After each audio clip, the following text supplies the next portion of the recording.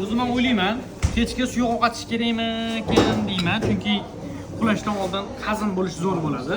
Lekin xamir ovqat bo'lsa, o'ylab ko'rish kerak, jigarlar. Bugun o'zimizning kafemizda chuchvarani ko'rsataman.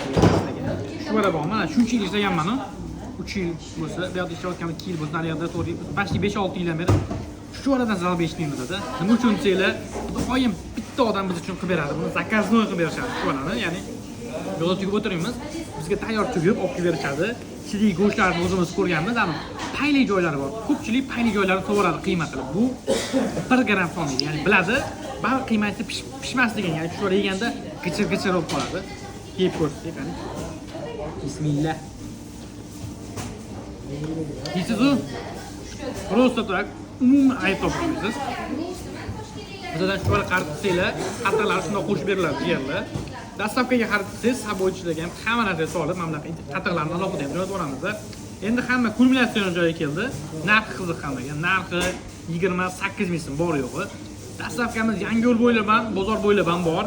Chuchvara bormi, lekin nerealniy darajada ham deb. Bu turi qattiq solib ichkisi keladi, biz qattiq solmaymiz dedi. Men o'zim bunday qilib yeyishga chiqaman. Mana shunaqa qilib yeyishga yoqtiraman. Mazza qiling sizlar. Amilani Sardor kafesiga mazali chuchvarlarni ichishga taklif qilamiz. Bitta like bosib qo'ying-da. Chuchvarlarni yaxshi ko'radigan do'stingiz bo'lmasa kerak, shuning uchun video jo'natmay qo'ying.